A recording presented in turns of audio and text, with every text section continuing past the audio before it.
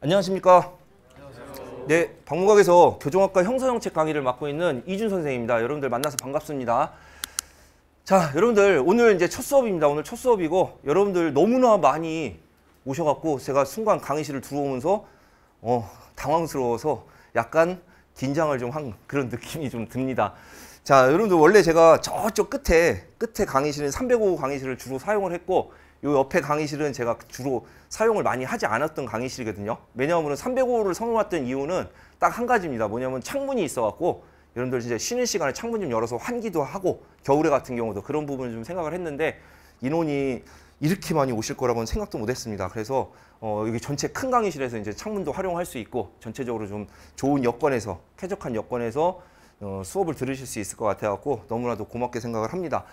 자, 여러분들 그럼 우리 먼저 곧바로 좀 진행을 해볼게요. 자, 교정학 진행을 하는데 자, 교정학 여러분들 그 교정직 관련된 부분에 있어서 전체적으로 여러분들 오리엔테이션을 제가 한 30분 정도 갔고요. 그 다음에 잠깐 쉬었다가 이제 교정학과 형사정책 과목으로 구분되잖아요. 그 왜 교정학과 형사정책 과목으로 구분되는지, 그럼 교정학은 도대체 뭘 배울 건지, 그 다음에 형사정책은 도대체 뭘 배우는 건지 이런 목차를 설명을 드릴 겁니다. 그래서 월요일 날은 교정학이고 화요일 날은 형사정책이기 때문에 목차 설명을 화요일 날은 형사정책을 할 거고 월요일 날은 교정학, 오늘은 교정학 설명을 좀 할 겁니다. 그러니까 그렇게 알고 계시면 됩니다. 자, 우선 여러분들이 제일 중요시 생각하는 부분 중에 하나가 자, 여러분들 교정학 출제 경향을 좀 말씀을 드릴게요. 교정학이라는 과목은 여기 잠깐 보세요. 자, 교정학이라는 과목은 여러분들 엄밀히 따지면 여러분들 교정학 개론, 형사정책 개론 이런 식으로 돼 있잖아요. 그러다 보니까 사용을 하는 이제 교정학이라고 이제 우리가 명칭을 쓰고 그 다음에 여러분들 교재에도 교정학과 형사정책 이렇게 구분을 해놓는데 정확한 거는 여러분들 교정학이라는 과목은 행정학과 그 다음에 형사정책이라는 과목을 합쳐놓은 과목을 바로 교정학이라고 불려지는 겁니다. 자, 그래서 쉽게 표현하면 여러분들 교정학이라는 거는 형벌뿐만 아니라 형사제재나 아니면 범죄 처우에 관한 학문을 포괄하는 거를 얘기하는 거고, 형사정책이라는 건 여러분들 말 그대로 범죄 원인과 현상을 파악함으로써 그에 따른 범죄 방지 대책을 수립하는 학문을 바로 형사정책이라고 하는 겁니다. 그래서 형사정책은 다른 말로도 여러분들 범죄학이라는 말도 사용을 하는데, 자, 형사정책은 금방 제가 뭐라고 그랬죠, 여러분들? 범죄 원인과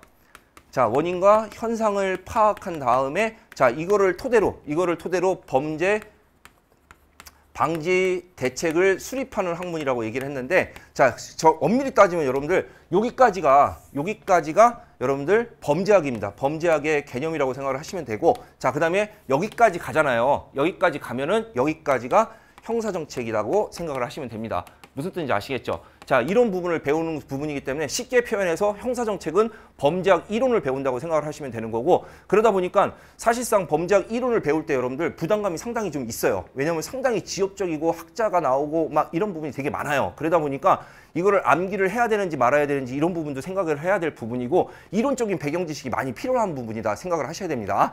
자, 그 다음에 행정학이라고 하는 거는 여러분들 교정학은 말 그대로 여러분들 교정처우를 중심으로 하는 학문이야. 그렇기 때문에 교정처우를 중심으로 하는 학문으로서 범죄학과 형사정책을 다 포함한 내용을 교정학이라고 부르는 겁니다. 그래서 여러분들 이렇게 생각하면 돼요. 그냥 교정학이라는 거는 수용자가 교도소에서 지켜야 될 법률과 그 다음에 교도소 역사, 그 다음에 수용자 처우 모델 등등 이런 거를 접근하는 학문이다. 이렇게 생각을 하시면 된다. 이렇게 보시면 됩니다. 자, 근데 중요한 거는 자, 우리가 과목 이름이 여러분들 교정학이라고 돼 있잖아요. 근데 형사소송법은 형사소송법 이렇게 돼 있잖아요. 자, 근데 우리가 여러분들 사실 학이다 보니까 잡학의 개념처럼 느껴질 수 있는 부분이 있는데, 사실상 여러분들 교정학이라는 과목은 법률 중심으로 이론적 배경 지식을 공부하는 그런 분야라고 생각을 하시면 됩니다. 그러다 보니까 자, 시험 문제가 20문제가 자, 구급 중심으로 좀 해놨는데, 자, 이 전체 20문제가 출제가 되면 20문제 중에 여러분들 자, 적게는 13개, 많게는 16개까지 법령에서 시험 문제가 출제가 된다고 보시면 되고, 이론은 보통 4개에서 6개 내외 정도가 출제가 된다고 보시면 되고, 자, 그 다음에 7급의 경우에는 여러분들 25문항이 출제가 되는데 법령에서 17, 8개까지가 출제가 되고, 그 다음에 여러분들 이론에서 6개에서 7개 정도 이 정도 차지를 한다 이렇게 보시면 됩니다. 그렇기 때문에 기본적인 베이스 점수를 확보하기 위해서는 법령 중심의 학습이 반드시 필요한 분야다 이렇게 생각을 하셔야 됩니다. 자, 그래서 여기 보시면은 형집행법, 민형교도소법, 교도관 직무규칙 이렇게 돼 있죠. 자, 여기까지를 여러분들 그냥 쉽게 교정학 관련 법령이다 이렇게 보시면 되고요. 자, 그다음에 여러분들 보호관찰법부터 자, 여기 형벌론까지가 여러분들 형사정책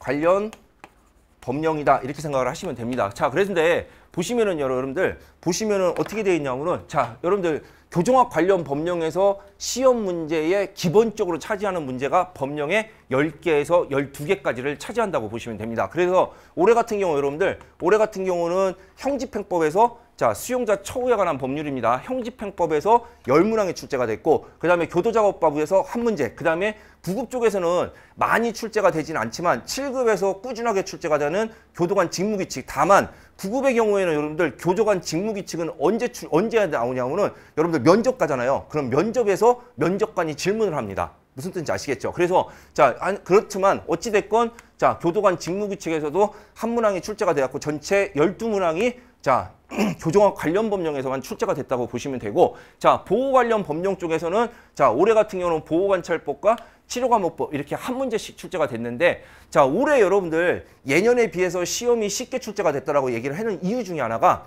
사실은 여러분들 보호 관련 자, 형사정책 관련 법령에서 출제가 되면 여기 보면은 뭐가 꾸준하게 출제가 되죠?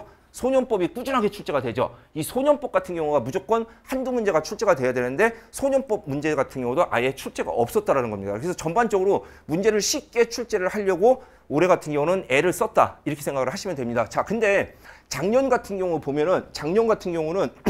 교정학이 쉽게 출제되지 않았던 부분 중에 하나가 여러분들 작년 같은 경우는 자, 소년법 1문제가 나왔는데 작년에 같은 경우는 교정학이 좀 평이하게 출제가 됐던 케이스고 전년도 같은 경우는 교정학이 23년도를 말하는 겁니다.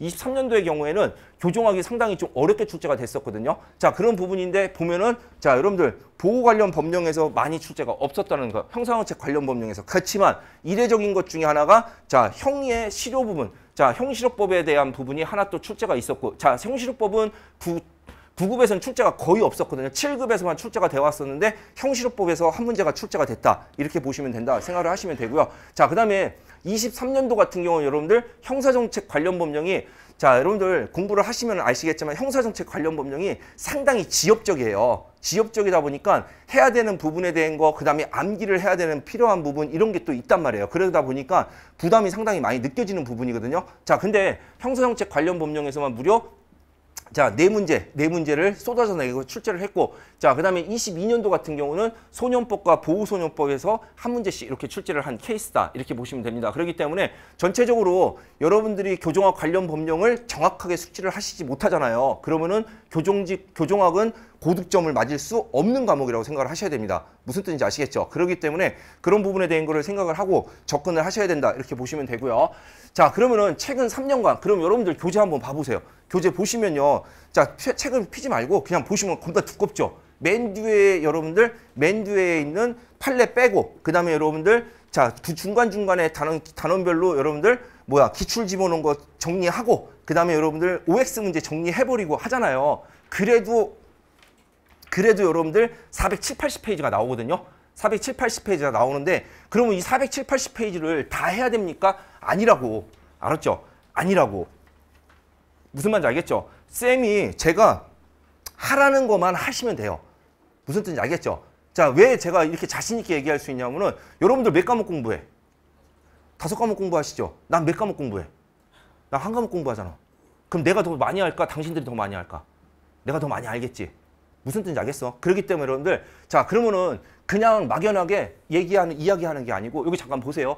자, 23년도 9급에서 여러분들 작업과 직업훈련이라는 파트에서 작업 파트가 시험에 출제가 됐습니다. 자, 근데 24년도 9급에서 교도작업 출제가 됐어요.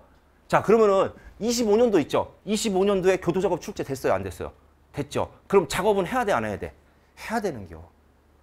이해됐어요? 자, 이렇다는 거야. 자, 그러면은 자, 여러분들 23년도에 수용과 이송 파트 수용 부분 출제됐거든요.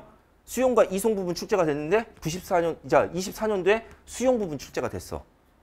그러니까 여러분들 나오는 부분이 정해져 있고 자 7급 준비하시는 분 손 한번 들어봅시다. 7급 한 분도 안 계세요? 이분 또래?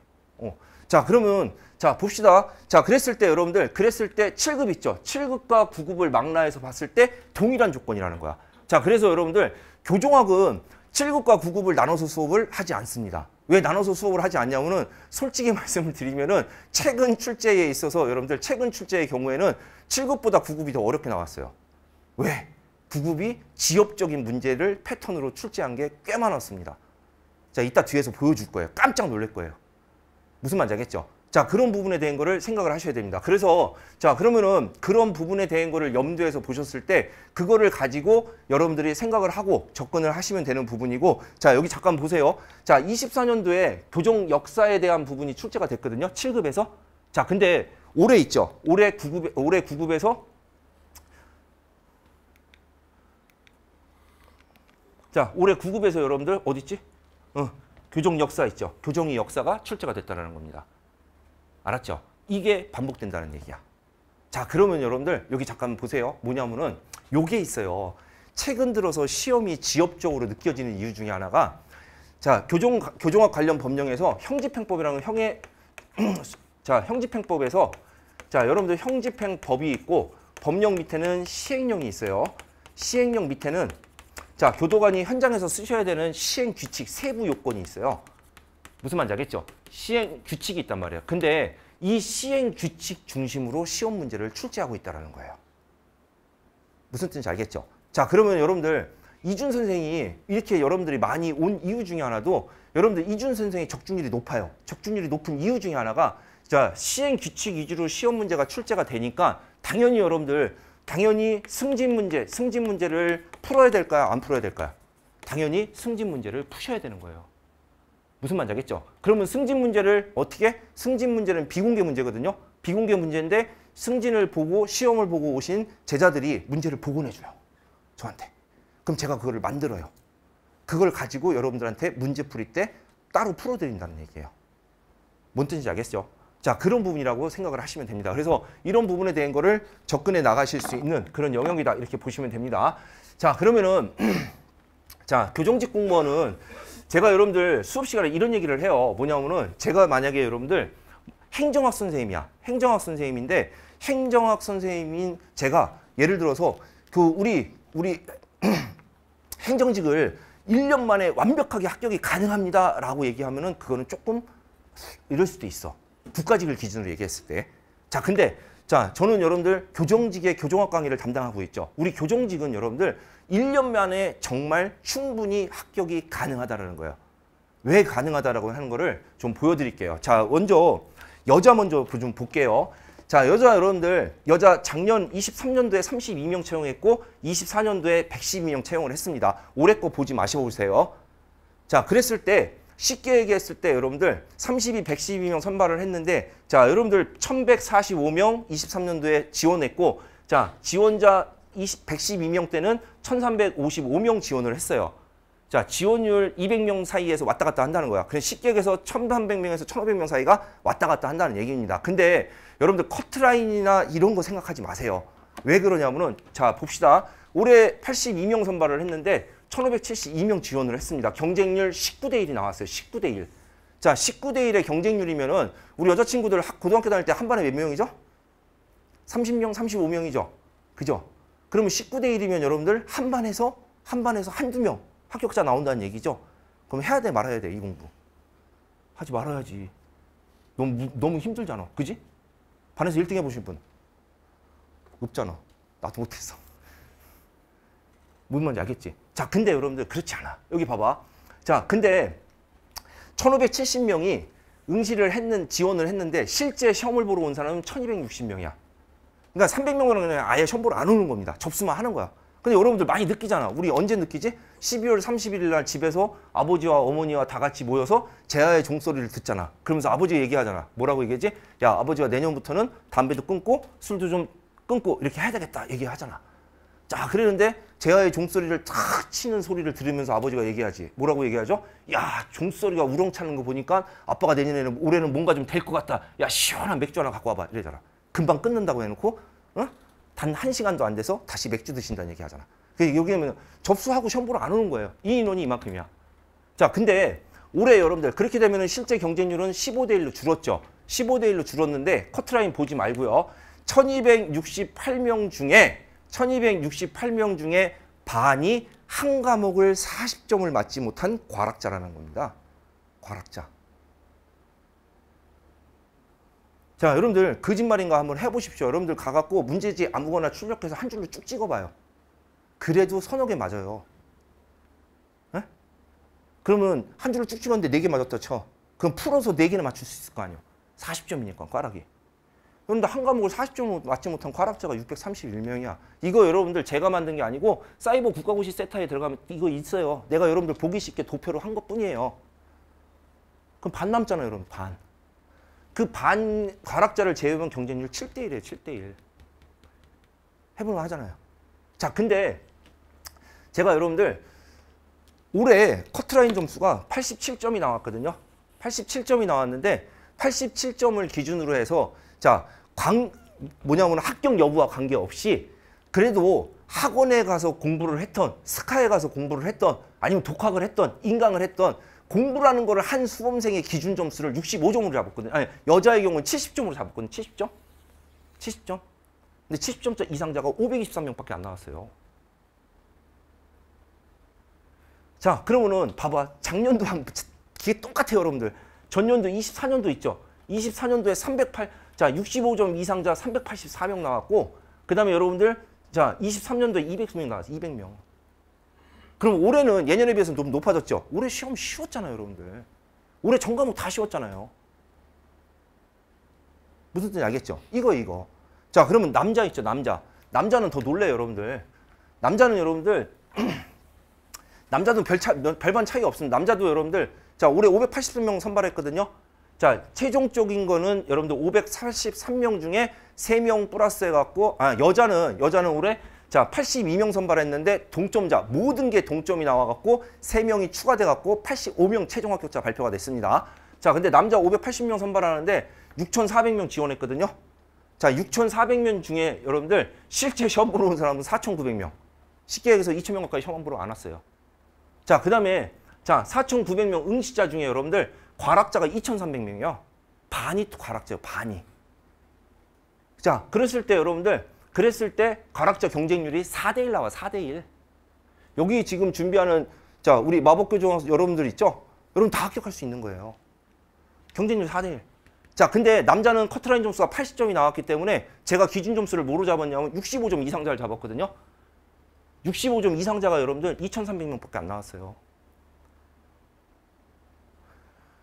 23년도에는 커트라인 점수가 58점 나오면서 뭐 이게 산술적으로 계산 자체가 불가능하더라고. 자, 여러분들 작년에 63점 2대 1. 알았죠? 그러니까 여러분들이 커트라인 몇 점이 나왔다 이게 중요한 게 아니에요, 여러분들. 시험이 쉽게 나오면 당연히 커트라인 올라가는 거고 시험이 어렵게 나오면 당연히 커트라인이 낮아지는 거고. 자, 교정직이 타 직렬에 비해서 왜 커트라인이 낮을까요?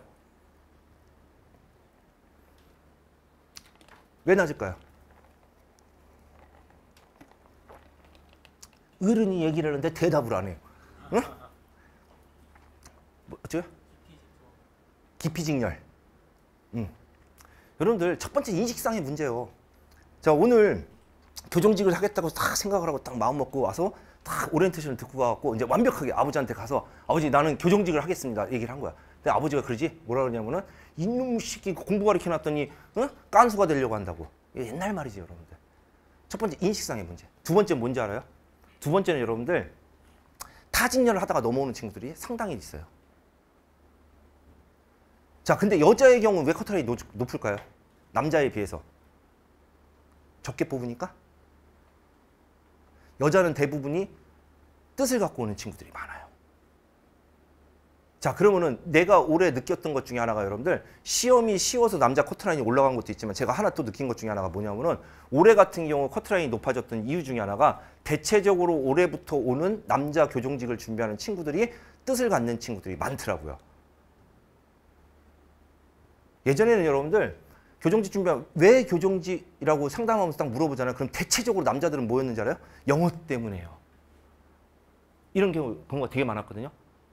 영어 한 과목이 안 되니까. 근데 공무원을 하고 싶어. 그럼 교정지. 무슨 말인지 아시겠죠? 이런 케이스들이 많았는데 이젠 그렇지 않다라는 겁니다. 자, 근데 실질적으로 나타나는 부분에 대한 거는 여러분들이 자, 눈으로 확인하실 수 있다는 거예요. 자, 여러분들 24년도에 자, 응시자 4,400, 남자 4,400명 응시했는데 그 중에 자, 여러분들 과락자가 무려 3,000명이 나왔어요. 3,000명. 자, 교정학 한 과목 어려웠다라는 이유로 과락자가 3,000명 나왔어요. 말이 안 되죠. 무슨 뜻인지 알겠어요? 자, 그렇기 때문에 이런 부분에 대한 걸 여러분들이 염두에서 접근을 하시면 된다. 이렇게 생각을 하시면 됩니다. 그러니까 여러분들 경쟁률에 자, 그러니까 우리 이제 앞으로 경쟁률은 의미가 있습니까? 없습니까? 의미가 없죠. 그 다음에 평균 커트라인 점수 의미 있습니까? 없습니까? 의미 없어. 시험이 쉬우면 다 올라가. 여러분들 올해 그러면 올해 검찰직 같은 경우는 몇 커트라인 몇 점 나왔지? 93점인가 이렇게 나왔잖아요. 행정직 91점 나오고 그랬잖아요. 무슨 뜻인지 알겠죠? 그러니까 점수도 의미가 없어. 그러면 여러분들은 이 안에 자 65점 이상자 안에만 들어가면은 확률이 있다 없다? 있다라는 거야. 있다라는 거. 이거 여러분들 내가 교정직을 홍보하려고 하는 부분도 아니고 여러분들 이미 교정직 선택해서 지금 저한테 오신 분들이잖아요. 여러분들이 이런 거에 쫄지 말라는 거야. 그러니까 다 의미 없으니까 여러분들 이런 거에 쫄지 말고 내가 할 것만 주어진 것만 하시면 됩니다. 자, 여러분들 공무원 공부는 특히 우리 교정직 공부는 열심히 해야 되는 겁니까? 아니면 그냥 하면 됩니까? 열심히? 아니야, 여러분들. 그냥 하면 됩니다. 왜? 다 열심히 안 하기 때문에 그냥 하면은 됩니다. 알았죠? 여러분들 스스로가 한번 그려봐. 자, 이미 3, 4월달 친구들은 5, 6월달, 3, 4, 5, 6월달 수험생들은 저하고 상담 다 했죠. 저하고 상담하면서 내가 하루에 얼마나 공부를 하는지를 한번 체크하신 분들도 계시죠. 스스로가 놀랬을 거예요. 아니, 공무원 고시생이 하루에 7시간, 8시간, 10시간씩 자면서 직장이냐? 아침 9시에 학원 출근해. 저녁 6시에 퇴근하고 가면서 친구한테 전화해. 뭐라고? 오늘 날씨도 더우니까 시원하게 맥주 한잔 할까? 그럼 직장인이지. 쌤이 하는 이야기 알겠죠? 그렇기 때문에 여러분들 그런 부분에 대한 거는 전혀 의미가 없습니다. 그러니까 이런 부분에 대한 걸 생각하고 접근을 하시면 됩니다. 자, 그러면은 자, 홍보입니다. 홍보. 저 이준이 완벽한 100%의 적중입니다. 알았죠? 회사에서 만들어줬어. 계속 하라고. 그래가지고 쑥스러워 죽겠습니다. 자, 그러면은 여기 자, 왜 완벽한 적중이냐면은 여기 한번 보시면은요. 자, 이게 25년도 국가직 구급 교정학 문제고 이거는 24년도 국가직 구급 형사정책 파트의 문제입니다. 자, 그러면 여기 한번 보세요. 뭐냐면은 여러분들 강사가 7월 달에 시작해서 3월 달에 시작해서 그럼 우리 국가직은 보통 이제 기준점을 7월로 두는데 7월 시작해서 4월 달 시험을 보는데 여러분들 적중을 못했다. 그럼 말이 안 되는 거지. 자, 근데 여러분들 제가 적중한다는 얘기는 뭐냐면은 쭉 수업이 진행이 된 다음에 올해 같은 경우는 작년에는 12월에 했는데 올해는 더 빨리 할 겁니다. 뭐냐면은 익힘장이라 해서 시험의 반복, 최소 3번 이상 반복해서 출제됐던 지문 있죠. 지문을 틀린 지문을 옳은 지문으로 옳은 지문은 그대로 제가 영역 파트별로 다 정리를 해갖고 비싸지도 않아요. 여러분들 한 13,000원? 만 원 정도? 이렇게 책을 하나 만들어 놓은 게 있어요. 이걸 갖고 특강을 하는데 여기서 적중을 한다는 얘기예요. 자, 여기 보십시오. 자, 형집행법에 있어서 미결 수용자 처우에 관련된 부분이 나왔는데 선택지 지문 4개 나왔죠. 선택지 지문 4개 나왔는데 익힘장에서 여러분들 3, 4, 3, 5, 6, 11번 문제 지문이 그대로 적중했다는 거예요. 자, 그 다음에 형사정책에서 암수범죄, 24년도 암수범죄에 나온 박스형 문제였거든요. 박스형 문제였는데 니은, 디귿, 니을 지문이 자 23, 22, 9, 10번 지문에 동일하게 출제를 했다는 겁니다. 그러면 이게 왜 가능할까요? 잘나서? 안 잘났어. 나 여러분들이랑 똑같은 사람이요. 그지? 우리 3, 4, 5, 6 알죠? 저 잘났습니까? 안 잘났잖아. 우리 똑같잖아. 그럼 왜 될까? 여러분들 5과목 공부하니까 나 한 과목만 하잖아. 똑같은 거 계속 보잖아. 그러면 반복해서 나오는 게 눈에 익혀질까 안 익혀질까? 익혀졌겠지. 그럼 그거를 활용해서 여러분들이 쉽게 할 수 있게끔 만들어주면 되겠지. 그게 내 일이잖아. 그런 걸 생각하시면 됩니다. 자, 그런 부분에 대한 거 생각을 하시면 될 거고. 자, 그러면은 자, 여러분들 저 이준이는 자, 이렇게 이론에서부터 이론 학습을 통해서 자, 이론을 학습을 통해서 여러분들 마지막 마지막 면접까지 저 스스로가 모든 거를 책임져 드린다는 겁니다. 자, 면접 특강은 올해 같은 경우는 면접 특강 인원자가 너무 많아갖고 제가 거의 죽다가 살아났습니다. 죽다가 살아났는데, 자, 면접 특강은 저 이준이한테 수업을 들은 사람들에 한해서만 접수가 가능하세요. 물론 유료로 합니다. 유료로 하는데 왜? 자, 여러분들 이렇게 어렵게 경쟁률을 뚫고 합격을 하셨죠. 그럼 면접까지 해서 최종 합격이 돼야지 진정한 교도관이 되시는 거죠. 자, 그렇기 때문에 타 학원 수강생들이 그다음에 온라인 촬영도 일체하지 않습니다. 타 학원 출신들이 와서 등록을 한다고 하면은 일제 상담실에서 등록 자체를 받지 않습니다. 자, 그러면은 자, 면접에 있어서는 여러분들 면접은 기본 면접과 그다음에 여러분들 5분 발표, 그다음에 기본 면접 5분 발표, 그다음에 상황형 면접 이렇게 들어가거든요. 경험형 면접 이렇게 들어가는데 가장 힘들어하는 게 뭐냐면 여러분들 상황형 면접입니다. 상황형 면접. 상황을 제시해 주잖아요. 그럼 여러분이 들어가갖고 10분 내에 써야 돼. 쓰고 난 다음에 가지고 있다가 나와갖고 자, 면접관이 물어봅니다. 상황형 요약하세요. 그럼 자기가 쓴 걸 가지고 공직가치 기준으로 막 해서 던져야 돼요. 자, 근데 그 상황형 문제를 적중한다는 겁니다. 자, 그래서 자, 22년도에 같은 경우 자, 뭐냐면은 그대로 적중. 뭐냐면은 제가 여러분들 면접 특강 때 뭘 했냐면은 구치소 민원실 접견하는 담당자가 수용자 갑을 면회하기 위해서 고령의 아버지 을이 방문했는데 이게 쉽게 그냥 내가 요약할게요. 뭐냐면은 이거예요, 여러분들. 아버지가 자, 접견을 하러 왔어요. 이게 일인데 접견 여기 3, 4월 수험생 대답해 보세요. 자, 접견의 횟수는 1일 몇 회로 한다?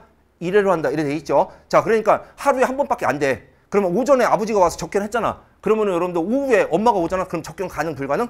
불가능해요. 자, 근데 오전에 아버지가 접견을 했어. 근데 이 고령의 아버지가 몸이 안 좋아갖고 해외를 가야 돼. 근데 다시는 돌아오지 못해. 다시는 돌아오지 못할 상황이야. 그러니까 오전에 접견하고 오후에 다시 한번 접견을 요청했어. 자, 그럼 원칙적으로 법률상 가능 불가능? 불가능하죠. 자, 요거를 제시문으로 줬고 요거를 가지고 연습을 시켰어요. 시켰는데 자, 여러분들 뭐가 나왔냐면은 할머니가 자, 인터넷으로 접견을 신청을 했고 인터넷 접견을 신청한 다음에 이 할머니께서 접견 시간 여기 3, 4월 달 대답하세요. 자, 3, 4월 달 시험생들 대답하세요. 자, 접견은 자, 누구 근무 시간 내에 한다라고 돼 있죠? 교도관의 근무 시간 내에 한다고 돼 있어요. 자, 그러니까 근무 시간이 끝나갈 무렵에 접견을 왔어요. 자, 접견 가능 불가능? 불가능해. 그래서 이 할머니가 찡찡거려. 상황이 똑같죠. 자, 그대로 적중했다는 거야. 자, 그러면은 자, 이런 부분. 자, 이런 부분에 대한 거를 제가 다 만들어 드린다는 겁니다. 24년도에는 유사하게 적중을 했고 자, 그다음에 올해 같은 경우는 여러분들 자, 면접관이 질문하는 내용을 적중했습니다. 자, 보안과에 가는데 보안과에 CRPT 지원 이유. 그다음에 자, 학생들 교육하는 요거 여러분들 사범대 출신 합격생입니다. 사범대 출신인데 합격한 여자분인데 자, 학생들 교육하면서 어떤 그러니까 학원 강사하고 그 학교에서 하는 거 뭐죠? 계약직 그 교사 선생님들 있잖아요. 그 뭐라 그러죠? 응? 기간제 선생님.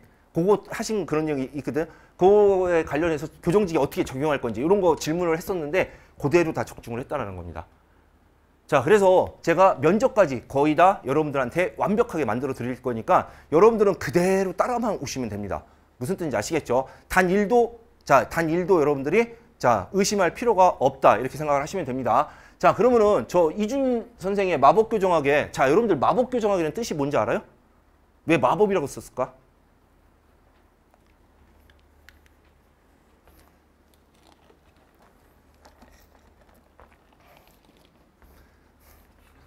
마법처럼 술술 익히는 교정학이라는 뜻이에요, 여러분들. 쉽다고. 쉬운 교정학이라고. 자, 그래서 저는 여러분들 판서가 없습니다. 저는 판서가 없기 때문에 판서 생각은 안 하셔도 됩니다. 자, 두 번째는 여러분들 제가 강의가 쉽다라고 하는 이유는 생소한 용어를 전부 다 일상 용어로 해설을 해드립니다. 그러니까 쉽게 얘기해서 여러분들 우리 남자분들 우리 이제 남자친구들이 많으니까 하나 물어볼게요. 자, 교도소에서 수용자와 가족이 만나는 걸 접견이라고 하잖아요. 자, 근데 이거를 군대로 따지면은 엄마가 자, 아들내미 보러 오면은 이걸 뭐라고 하지? 면회 왔다고 하지? 면회가 접견이요. 이해됐어요? 자, 그런 부분이라고 생각하시면 됩니다. 그 다음에 요거는 여러분들 좀 양해를 해 주십시오. 제가 수업 중에 비속어를 사용합니다. 비속어. 비속어를 사용하는데 여러분들한테 비속어를 사용하면 될까 안 될까? 안 되지. 아니, 사랑하는 아들, 딸들한테 응? 아버지가 비속어 쓰면 될까 안 될까? 안 되잖아. 그지? 그게 아니고 여러분들 도둑놈들한테 비속어를 쓴다는 얘기야. 알았죠? 그러니까 그런 좀 양해를 해주고 그 다음에 수업 중에 여러분들 제가 목소리로 중요도 강약을 조절합니다. 쉽게 얘기해서 여러분들 중요한 부분에 대한 거는 강한 샤우팅을 통해 갖고 여러분들이 한 번에 각인할 수 있게끔 제가 해드립니다. 지금 수업도 오전에 수업 들으셨죠? 자, 보통 일반적인 교수님들에 비해서 옥타브가 한 옥타브 높죠. 그런 이유입니다. 알았죠? 그러니까 그런 거 생각을 하시면 되고, 아까 서두에 말씀드렸듯이 자, 등장인물이 이렇게 3명, 4명이 나옵니다. 그래서 도둑놈들이라고 생각하시면 됩니다. 알았죠? 이렇게 생각을 하고 접근을 하시면 된다. 이렇게 보시면 됩니다. 무슨 뜻인지 아시겠죠? 그래서 자, 여러분들 두려워할 필요 없습니다. 두려워할 필요 없고, 자, 처음 첫날이니까 제가 여러분들 첫 시간이고 오리엔테이션을 하는 거니까 장무하게 뭐 어쩌고저쩌고 떠들었는데 실질적인 거는 그렇지 않다는 겁니다. 그러니까 여러분들이 걱정하지 말고 제가 이야기하고 제가 중요시 생각하는 부분에 대한 거를 그대로 따라오시면 된다. 이렇게 생각하시면 됩니다. 그래서 하나 잠깐 말씀을 드리면은, 자, 다음 시간에 목 차트 잠깐 설명을 드릴 건데, 자, 여러분들 형벌제도에 있어서 형벌제도에 자, 여러분들 역사에 자, 뭐냐면은 행정 역사에 대한 부분에 대해서 시험 문제가 출제가 되면은 많이 출제가 됐던 게 대부분이 조선시대 형벌제도가 출제가 됐어요. 그래서 태장도유사 이런 부분이 출제가 됐었거든요. 그랬는데 최근은 여기가 트렌드가 아니고 여러분들 근대적 행정 쪽으로 넘어와 있어요. 그러니까 자, 여러분들 근대적 행정 쪽으로 넘어오다 보니까 쉽게 얘기해서 자, 감옥세칙이냐 징역표가 뭐니 이런 부분이 시험의 출제 포인트로 변경이 됐다는 거야. 그러면 여러분들 봐봐. 자, 조선시대 형벌제도를 여러분들이 학습을 할 때 조선시대 형벌제도를 주안을 둬야 될까? 아니면 근대적 행정 쪽에다 주안을 둬야 될까? 당연히 근대적 행정 쪽에다 주안을 둬야 되겠지? 그러면 내가 여기서 설명할 때 여기를 더 많이 설명할까? 여기를 더 많이 설명할까? 당연히 여기를 더 많이 설명하겠지? 무슨 뜻인지 알겠죠? 그러니까 그런 부분에 대한 거를 활용하신다. 이렇게 생각을 하시면 됩니다. 이해되셨죠? 자, 여기까지 하고 잠깐 쉬었다 하도록 하겠습니다. 잠시 쉬었다 할게요. 자, 여러분들 안녕하십니까? 안녕하세요. 네. 자, 어제 수업 첫 수업 교정학 진행했고 이제 오늘 보호직 수험생들은 저 처음 보시죠? 이제 그 인사를 제대로 해야 되겠죠. 자, 그 교정학과 형사정책 강의를 맡고 있는 이준 선생입니다. 자, 여러분들 만나서 반갑고요. 자, 뭐 중요한 거는 이제 고득점을 맞을 수 있냐 없냐 이게 진짜 핵심이니까 곧바로 들어가도록 할게요. 자, 여러분들 형사정책 목차를 보기 전에 간단하게 자, 여러분들 그 오리엔테이션 간단하게 좀 하면서 목차를 가도록 할게요.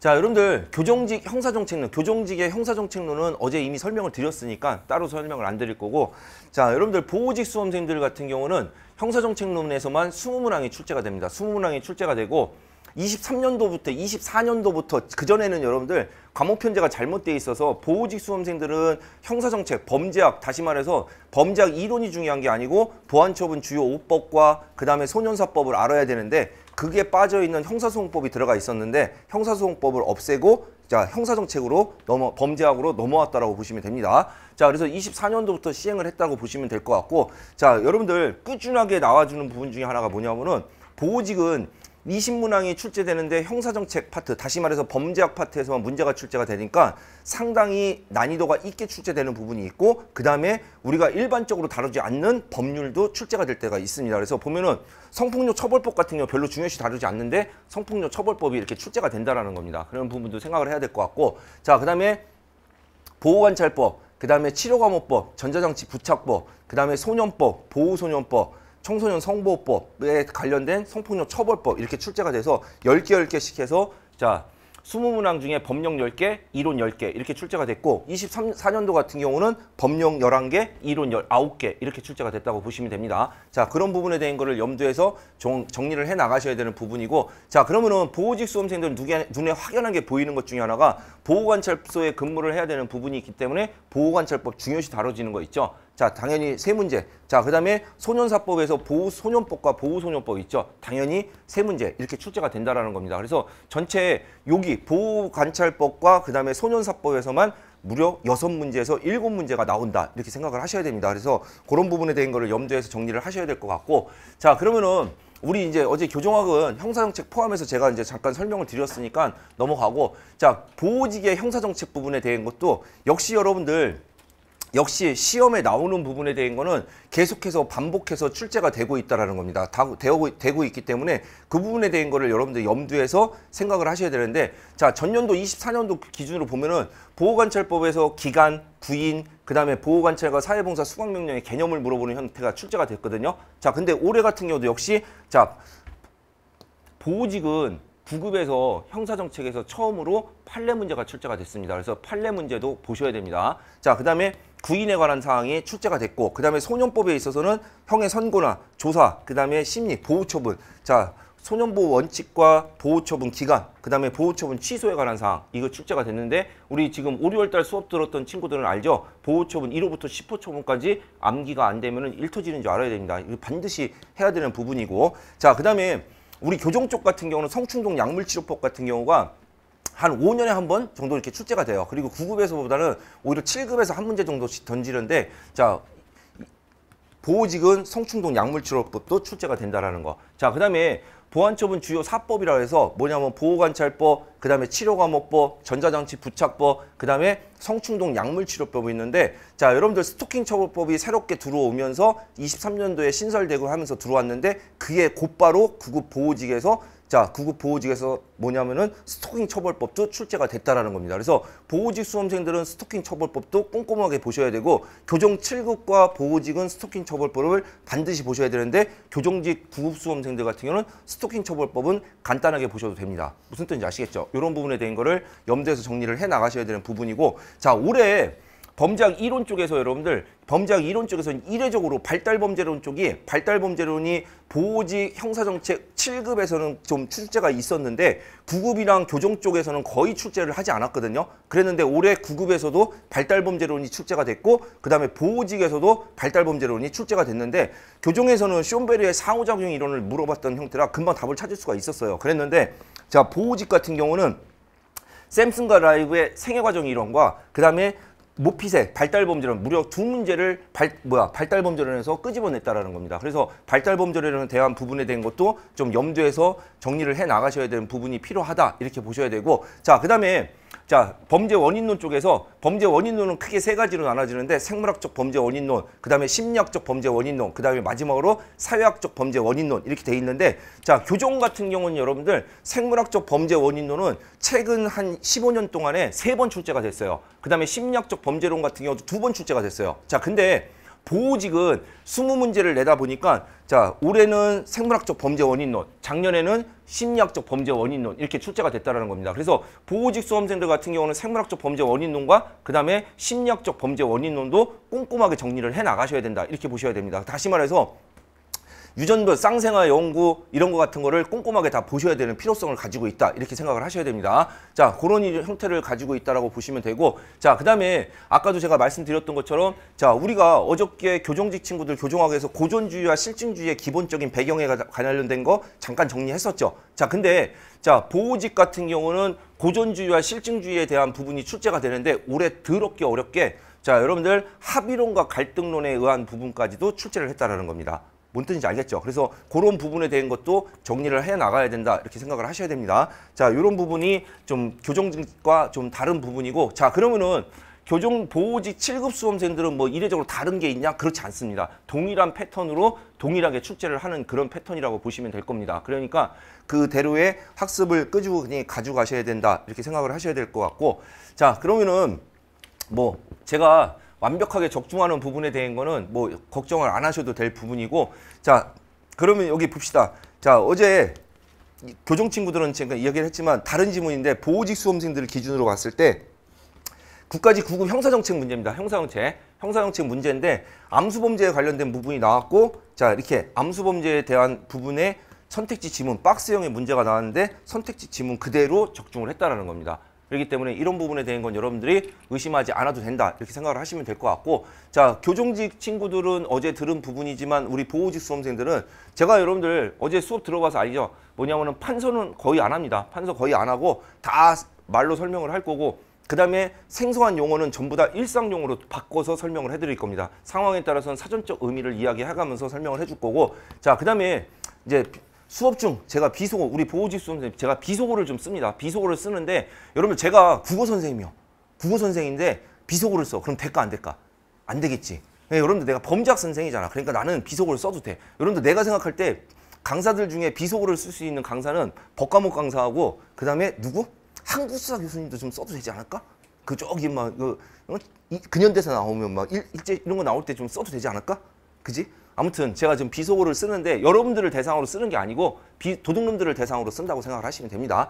자, 그다음에 어제도 했지만 자, 수업 중에 목소리도 중요도의 강도를 조절을 합니다. 그러니까 그렇게 생각을 하고 그러니까 집중을 안 하고 있으면은 놀랍니다. 응? 어제도 언제 어떤 순간에 제가 소리를 지르는지 모르지. 그러니까 집중을 안 하면은 자 놓치는 부분이라고 생각하시면 되고 그다음에 여러분들에게 이해를 돕기 위해서 등장인물 가불병정으로 하지 않고 등장인물로 합니다. 등장인물로. 알았지? 자, 근데 여러분들 이런 것도 한번 연습을 해봐.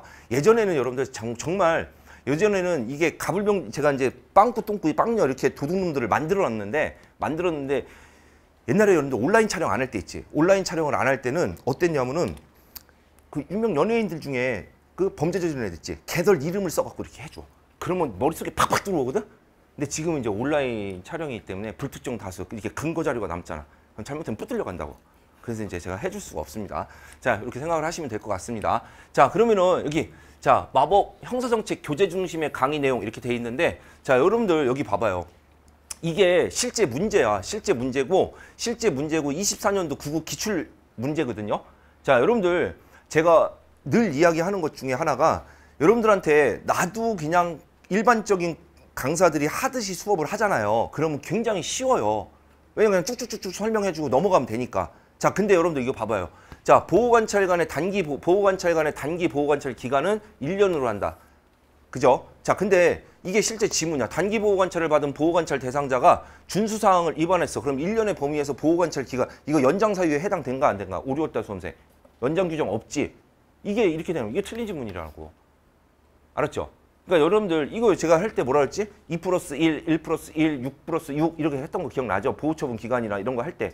이런 식으로 출제가 된다는 거예요. 그렇기 때문에 여러분들 그런 부분에 대한 걸 생각해야 되고 자, 그러면은 자, 범죄학 이론을 다 가지고 가야 되느냐? 그렇지 않다라는 거예요, 여러분들. 뭐냐면은 여기 보시면은 23년도 3년도 7급 1번 자, 형사정책 서론 파트의 형사정책 연구 방법론인데 여기 잠깐 보세요. 오늘 하는데 최근 트렌드에서 형사정책 연구 방법론이 7급과 보호직에서는 무조건 나와.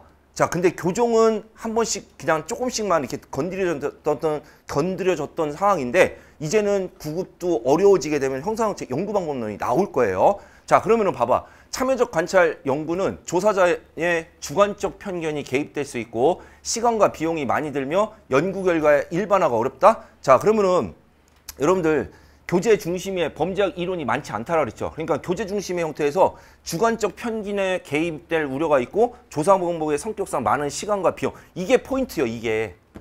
이게 포인트고 여기에 이게 들어가 있어, 안 들어가 있어? 들어가 있지. 그럼 여러분들 이 지문 봤을 때 그다음에 그러면은 참여적 관찰 맞나 틀리나 가는 거라고.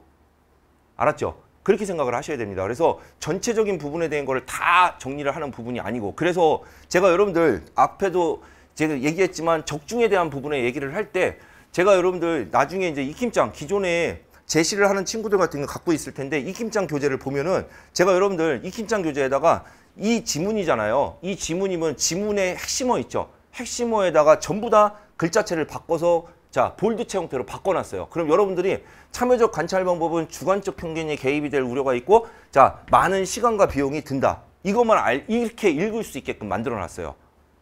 알았죠? 그러면은 지금 구매하는 거 아니야. 알았지? 응? 지금 구매하는 거 아니야. 이게 틀이 잡혀야지 할 수 있는 거란 말이야. 무슨 뜻인지 알겠죠? 그래서 이런 부분에 대한 거 좀 생각을 하고 정리를 해 나가셔야 된다. 이렇게 보셔야 됩니다.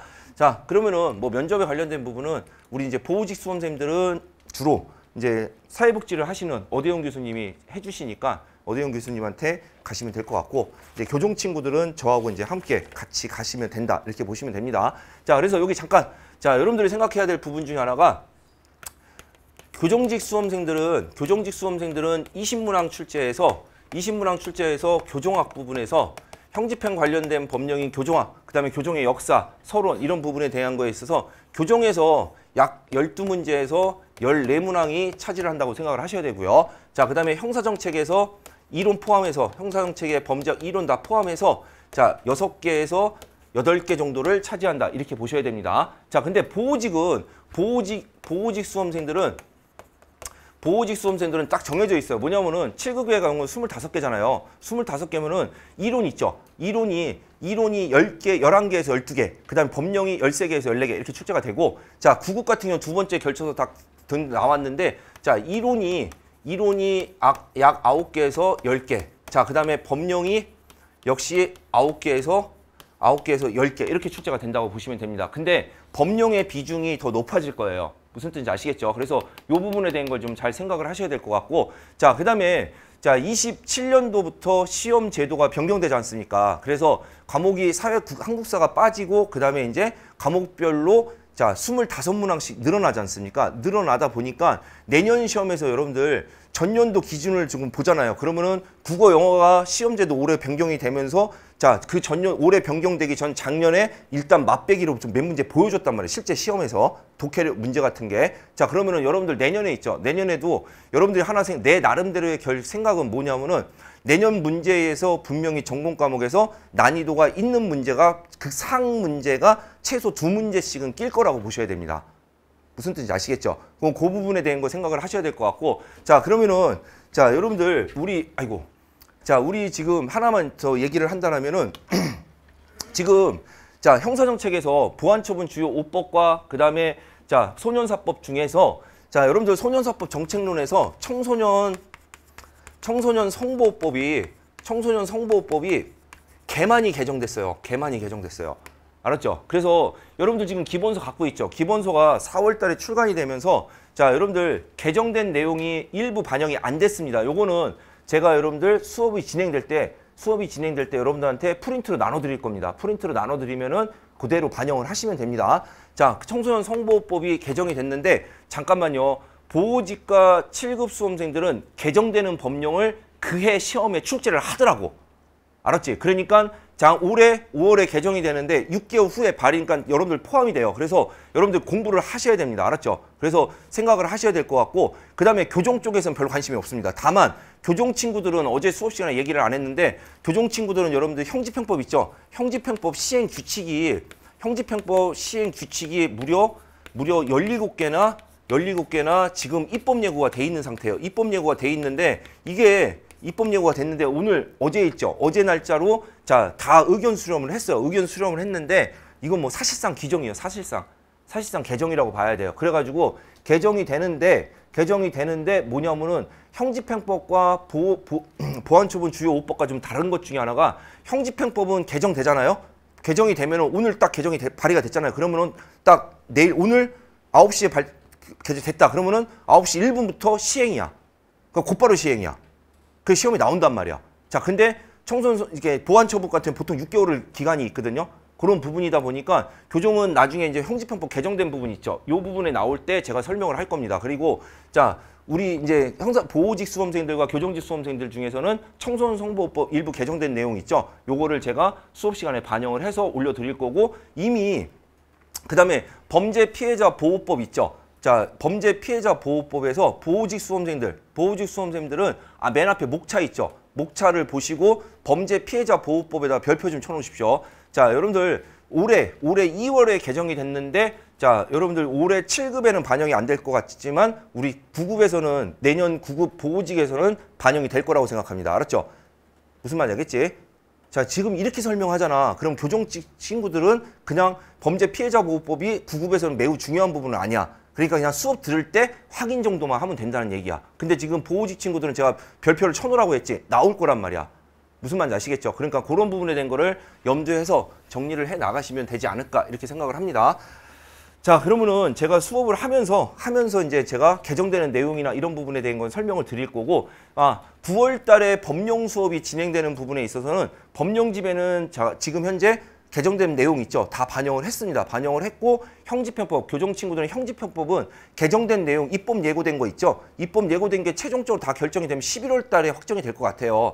자, 그러면은 책은 이미 나와 있지 않습니까? 그래서 제가 입법 예고된 거를 책 안에다가 넣어 놓을 겁니다. 그래서 개정됐으면 개정됐다라고 얘기를 할 거고, 그 다음에 그거를 확인하라고 얘기를 할 겁니다. 그리고 제가 밴드를 통해서 다시 공지를 할 거고, 그 다음에 개정법령만 따로 특강을 한번 해줄 거예요. 무슨 말인지 알겠죠? 그럼 1시간이면 됩니다. 알았죠? 그러니까 그렇게 알고 계시면 된다. 이렇게 보시면 됩니다. 자, 그러면은 형사정책. 자, 형사정책은 여러분들 여기 어제 우리 얘기했듯이 자, 우리 한번 얘기를 해볼게요. 자, 여기 보면은 범죄 현상과 그 다음에 원인을 파악하고 자, 그 다음에 추가로 얘기한다면 피해자의 행동. 자, 피해자의 행동까지 파악을 해서 자, 범죄 방지 대책을 수립하는 거. 범죄 방지 대책을 수립하는 학문을 바로 형사정책이라고 하는 겁니다. 자, 그런데 엄밀히 얘기를 하잖아요. 엄밀히 얘기하면은 여기까지가 여러분들 여기까지가 범죄학 이론이고 여기까지 가면은 형사정책 이론이라고 생각을 하시면 됩니다. 근데 형사정책과 범죄학은 일맥상통하다고 보시면 됩니다. 무슨 뜻인지 아시겠죠? 자, 그러니까 형사정책은 범죄가 뭐냐? 두 번째, 자, 범죄를 어떻게 바라볼 것이냐? 자, 이게 토대가 되는 거야. 그에 따르는 범죄 방지 대책을 수립하기 위해서 자, 협의의 의미로는 범죄를 직접 범죄를 방지하는 목적을 가지고 있고 그다음에 자, 넓은 의미로 얘기한다면 직접 간접적으로 어떻게 범죄 예방에 관계되는 정책을 수립하는 거야. 다시 말해서 쉽게 이렇게 생각해 봐요. 자, 여러분들 봤더니 실업률이 높으면은 자, 절도 확률, 자, 먹고 사는 절도 범죄가 늘어날까 줄어들까? 높아지겠지. 자, 그러면은 자, 봐봐. 자, 실업률이 높아지면 절도 범죄가 증가되겠지. 그러면은 이거를 절도 범죄자를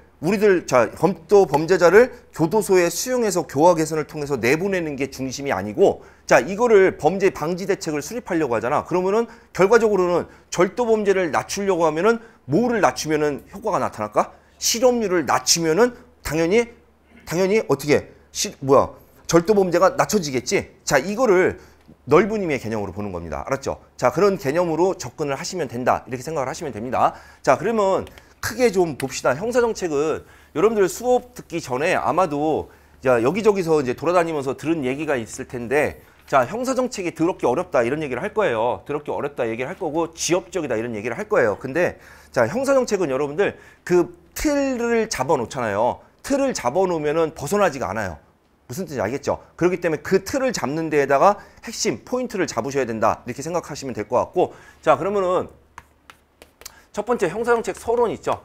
형사정책 서론을 편제를 했는데 자, 보통 우리가 이제 범죄학 일반론이라고 합니다. 자, 범죄학 일반론이라고 하는데 범죄학 일반론은 크게 여러분들 형사정책 연구와 형사정책 연구 방향입니다. 형사정책 연구 방향인데 이 형사정책을 교정학 연구다 아니면은 범죄학 연구다 이렇게 표현도 합니다. 작년에 같은 경우는 여러분들 올해 같은 경우는 자, 형사정책 연구 방향을 교정학 연구 방법론으로 출제를 한 적도 있었습니다. 자, 그다음에 두 번째는 공식 통계 자료와 암수 범죄의 개념을 접근한다 이렇게 생각을 하시면 되고요. 자, 그다음에 두 번째 범죄 원인론으로 가는데 자, 이 범죄 원인론이 자, 여러분들 범죄 원인론에서 보호직 이론 10문제를 기준으로 할게요. 그냥 자, 보호직 이론 10문제에서 6개 정도가 범죄 원인론에서 출제가 된다고 보면 되고 교정직 같은 경우 자, 범죄학 이론 쪽에서 형사정책 이론 쪽에서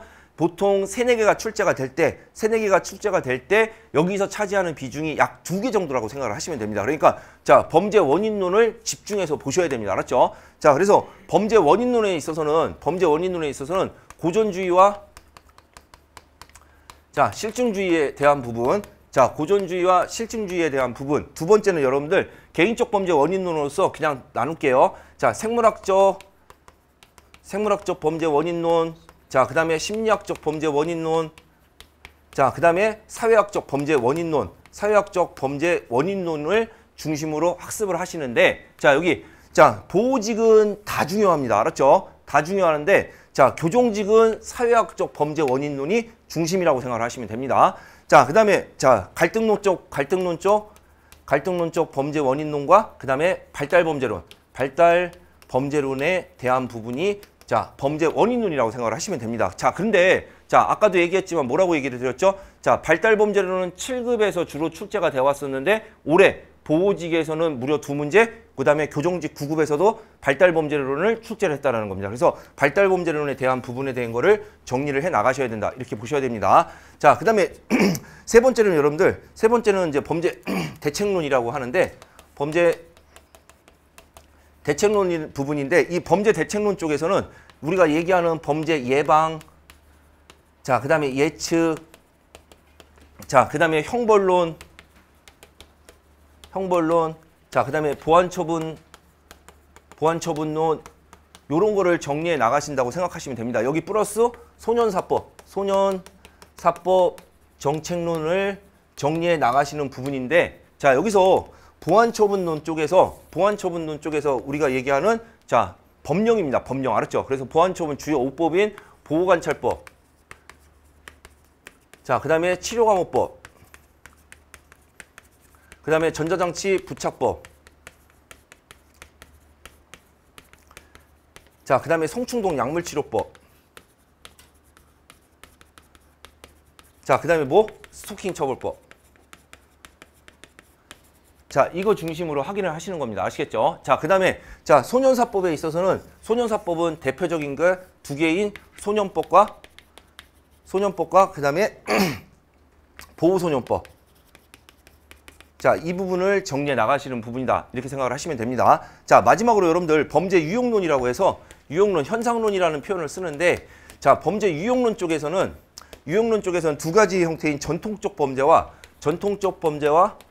자, 그 다음에 특수한 범죄로 구분되는데, 이 전통적 범죄라는 거 우리가 다 알고 있는 살인범죄, 성범죄, 그 다음에 강도범죄 이런 거 같은 걸 얘기하는 거고, 특수한 범죄 같은 경우는 조직범죄, 그 다음에 뭐 표적범죄, 그 다음에 요즘에 문제가 많은 약물범죄 이런 걸 얘기하는데, 자, 여기서 한번 잠깐 볼게요. 자, 여기서 포인트 중에, 자, 범죄 유형론 쪽 있죠. 범죄 유형론 쪽에서는 구급에서는 정말 한번 나와.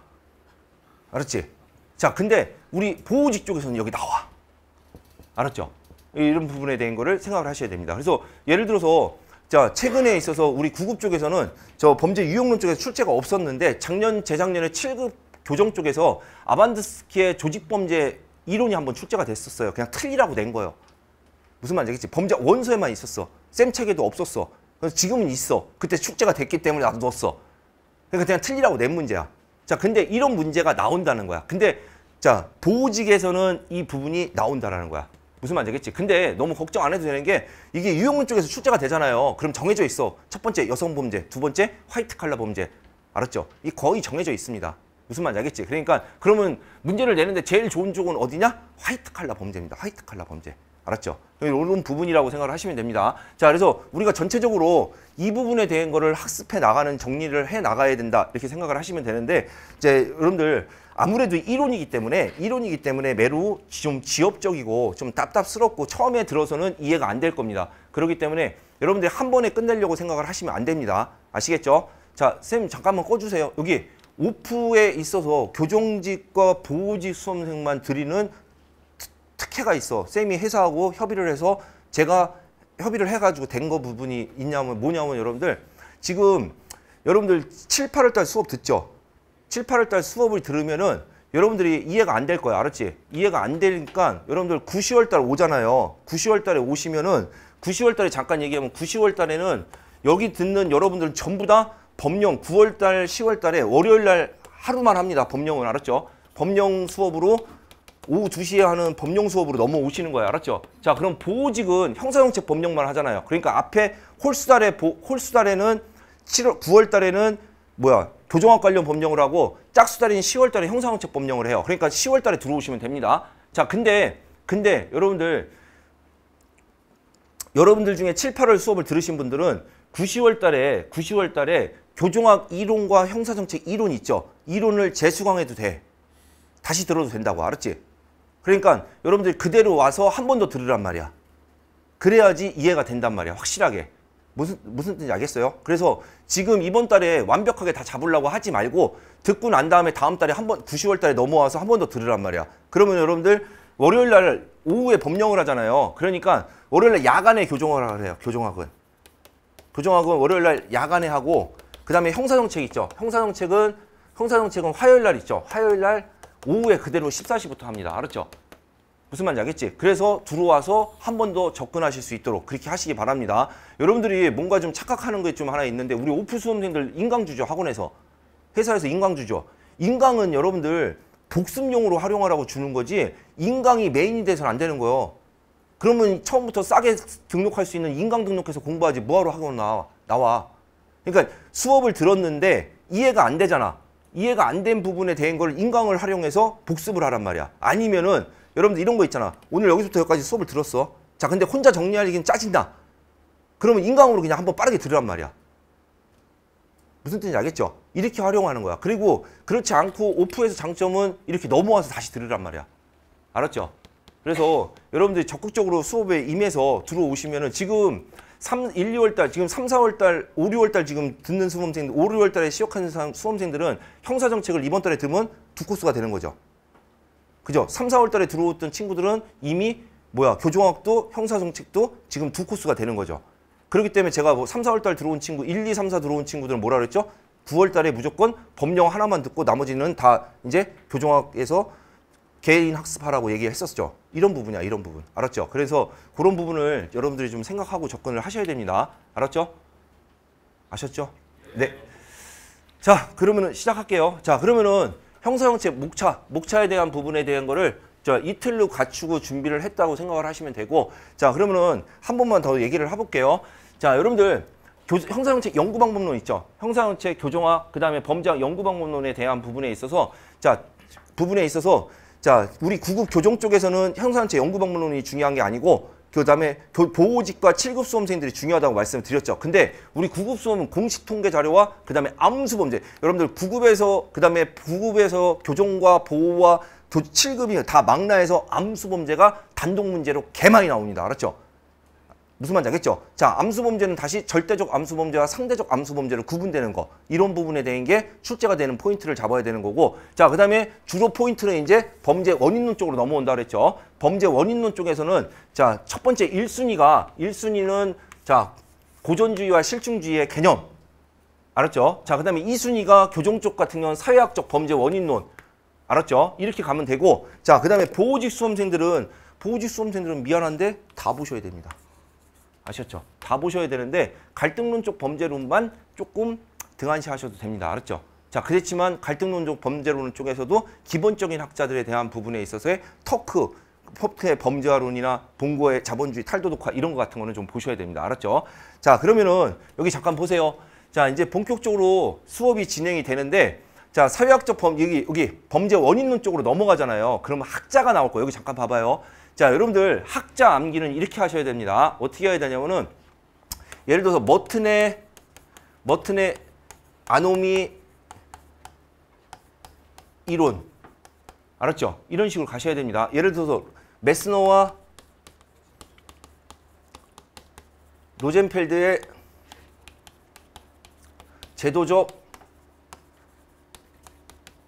아노미 이론, 이런 식으로 여러분들이 숙지를 하셔야 됩니다. 왜 그러냐면은 여기 잘 보세요. 자, 여러분들 이신문학만께 출제를 안 하기 때문에 내용에 깊이를 둘 수가 없어. 알았죠? 그렇기 때문에 뭐냐면은 자, 메스너와 노젠펠드의 제도적 아노미는 뭐야? 미국의 아메리칸, 이게 핵심어가 아메리칸 드림이야. 아메리칸 드림. 알았지? 아메리칸 드림인데 됐지? 자, 근데 여러분들 문제가 이렇게 나와. 머튼의 아노미 이론은 아메리카 드림이다 이런 식으로 나와. 그러면 틀려, 맞아. 틀리는 거지. 그러니까 여러분들 그렇게 나오는 부분이라 첫 번째는 이거야. 여러분들 문제가 쉽게 나오잖아요. 문제가 쉽게 나오면 이렇게 나와. 머튼의 아노미라고 얘기했지. 머튼의 아노미는 자 무슨 수단을 써서라도 출세만 하면 된다는 사회적 제도에서 풍자돼 갖고 나옴으로써 자 문화적 목표와 제도적 수단적 가치에서 꽝 했을 때 여기에 간극이 발생할 때 생기는 거를 머튼의 아노미라고 하는 거거든. 자, 근데 쉽게 나오면 여러분들 머튼의 아노미를 뭐라고 써놓냐면 메스너와 로젠펠드의 아노미 이론은 이렇게 나와. 자, 그러면 이 뒤에 내용 있지. 이 뒤에 내용 읽을 필요 있어 없어? 있어 없어? 없잖아. 그 앞에서 그냥 결정되잖아. 그지? 자, 근데 요게 한 단계 넘어가잖아. 한 단계 넘어가면 요거를 바꿔내. 알았지? 그 다음에 한 단계 넘어가면 이제 여기를 바꿔내는 거야. 무슨 말인지 알겠어? 이렇게 시험 문제가 출제가 된다는 거야. 그렇기 때문에 여러분들이 키워드 중심에 대한 부분에 대한 거를 학습하잖아. 학습하면은 포인트를 잡는데 큰 문제가 없다라는 거야. 그게 핵심이 돼야 됩니다. 아시겠죠? 자, 그래서 자 이제 범죄학 이론이다 어쩌다 막 하니까 좀 사실 막 조금 걱정도 되고 막 하는데 그렇지 않습니다. 그렇지 않으니까 걱정하시지 말고 차분하게 정리해 가면서 따라오시면 된다. 이렇게 보시면 될 것 같습니다. 아셨죠? 네, 여기까지 하고 잠깐 쉬었다가 자, 목차 빠르게 한 3, 40분 설명하고 그다음에 자, 본격적으로 수업 들어가도록 하겠습니다. 잠시 쉬었다 할게요.